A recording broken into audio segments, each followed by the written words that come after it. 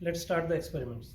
But before that, let me tell you the concept of this laboratory is whatever you have been doing in the class, we do it theoretical experimentally here, and then we get the result from our experiments, and then we compare it theoretically.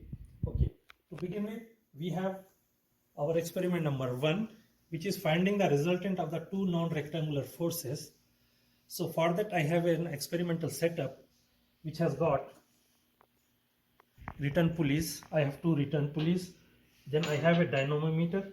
The speciality of this dynamometer is that whatever force you applied, whether in compression or in tension, it will show you on the dial gauge the force.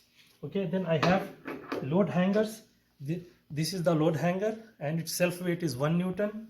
Then I have different weights, like I have 5 Newton weight, and then I have 1 Newton weight. This we are going to use it in our experiment. I have a board in which I have sliders. These are the two sliders that I am going to use to fix the return pulleys. Then I have a rope in which I am going to create forces.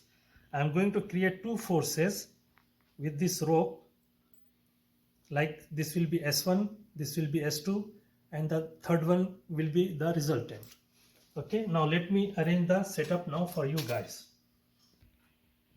Okay, so this is our force S1 and this is our force S2, and the resultant is this here.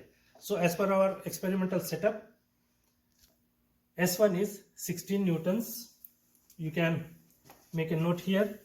S1 for the experiment number 1 is 16 newtons, and S2 here is also 16 newtons. You can see 5, 5, 5 and 1. So that will be 16 newtons. So this is 16 newtons. Now the measured resultant force as per our experiment is 17. The measured resultant of these two non-rectangular forces is 17. So let's make a note here in our sheet. This is 17. So now, which is the basic concept of our lab, whatever you have been doing, we will be finding it result, comparing it with theoretically. Theoretically, how we are going to compare?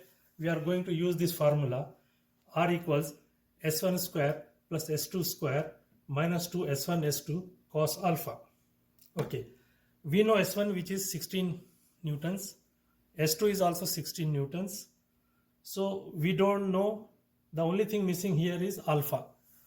What is alpha here? Alpha. So alpha here is, it is the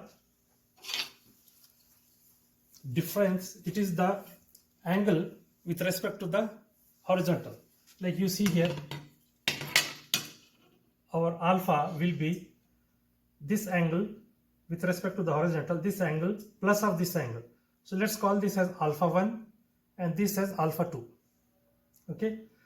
So since we are doing the experiment, I want you boys to know that we can find out the angle without using any other experimental setup.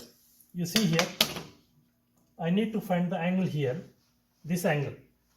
So call this as alpha 1. So this alpha 1 we can find by, you can see it here, there are 3 boxes here and 1, 2, 3, 4, 5 boxes. So our alpha 1 will be tan inverse 3 over 5.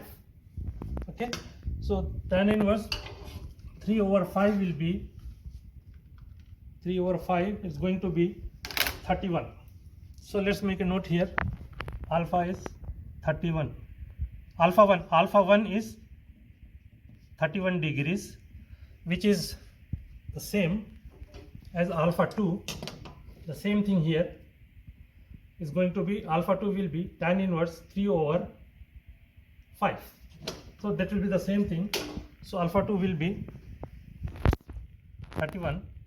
So total alpha equals 62 degrees.